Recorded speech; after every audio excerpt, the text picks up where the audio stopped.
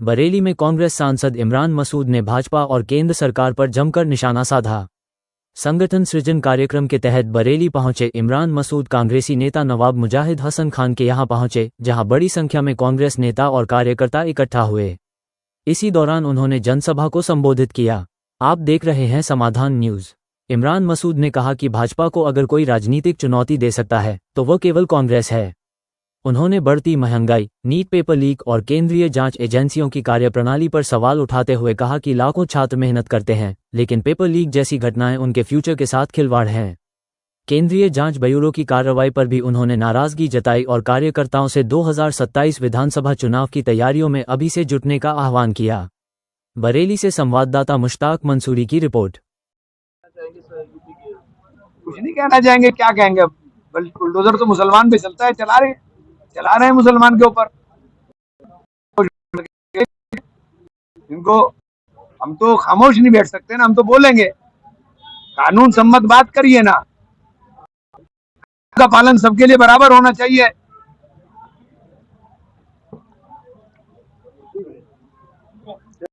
नहीं,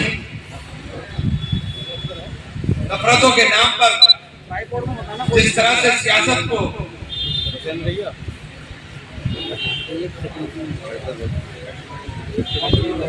नफरत के नाम पर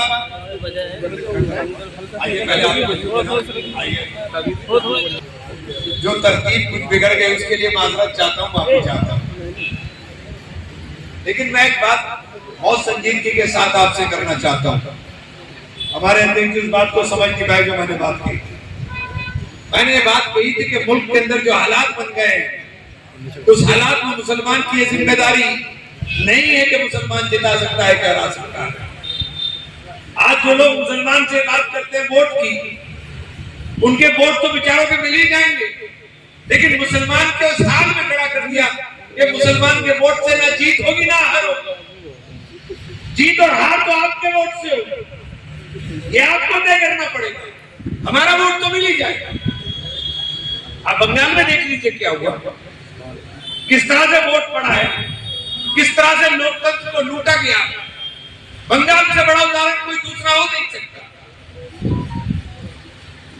आज बंगाल के बाद आसाम का जिक्र किया जाता है कि आसाम के अंदर 22 हमारे विधायक जीते, 19 विधायक जीते, हमारे 18 मुसलमान जीत गए, तो और कोई बचा ही नहीं, तो क्या करते। आप आसाम को दिखा रहे हो, लेकिन आप असल तस्वीर जो कांग्रेस की है उसको नहीं दिखाना चाहते हो पूरे मुल्क के अंदर कि केरल के अंदर क्या हुआ। केरल में हिंदू बहुल सीट से मुसलमान का जीत जाना, इस माहौल के अंदर एक राज के रास्ते केरल के अंदर मुस्लिम बहुल सीट से क्रिश्चियन का जीत जाना, यह संदेश देता है कि कांग्रेस का हाथ मजबूत है।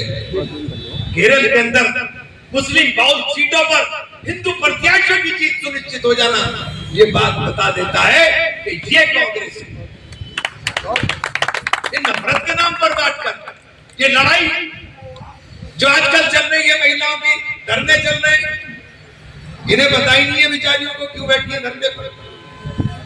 अरे आपके आरक्षण पर हमें कोई एतराज नहीं था।